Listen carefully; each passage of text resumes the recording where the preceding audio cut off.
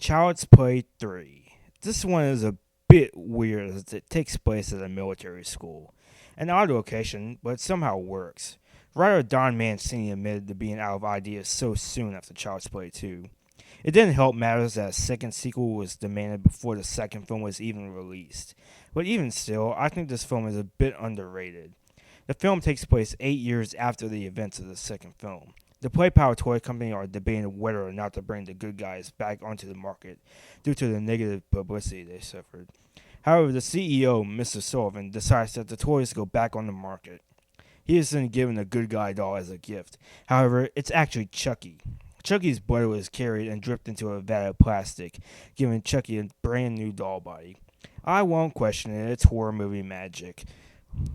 And since this is a talking killer doll movie, you already have to suspend your belief somewhat already. Anyway, Chucky later comes to life and kills Mr. Sullivan. The scene also has one of my favorite Chucky lines, "Nothing like a strangulation to get the circulation going." It is then revealed that Andy, now played by Justin Whalen, has been sent to Kent Military School after failing to adjust to foster homes.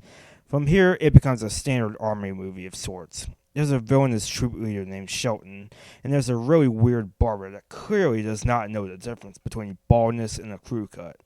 And he also has a few allies, Whitehurst and De Silver, who are, shocker, outcasts. Chucky sends himself to the school, but instead runs into Tyler, a younger student that's around, say, Annie's age in the second film. Chucky realizes that since he has a new doll body and that he hasn't revealed his secret yet, he can transfer his soul into a new child, this being Tyler.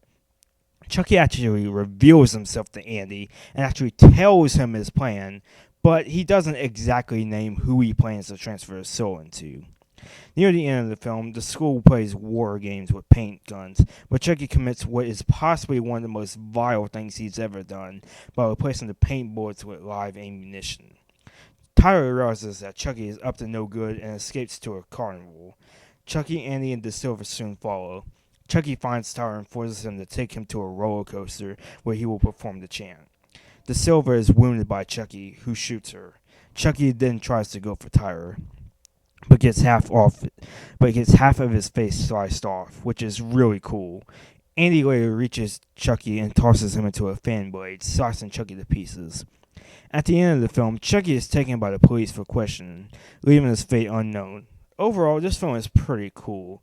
While I can understand why people hated this film back then, I think this film is great. But critics didn't really like it so much, and neither did fans, like I mentioned.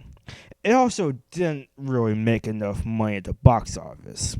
Oh, it made money, and while it wasn't a box office bomb, it didn't make the money it needed to. It only made $20 million on a $13 million budget, so it's considered a disappointment. But I think this film is pretty good. The climax is really awesome, and it's even gotten its own Haunted Maze attraction at Universal Studios in Florida. Chucky is no stranger to stuff like this. He's appeared in a few attractions at the theme park, and he's even going to have a Haunted Maze based on Curse of Chucky later this year during Halloween Horror Nights. Anyway, I really like this film. Next time, we take a look at a little film called Bride of Chucky.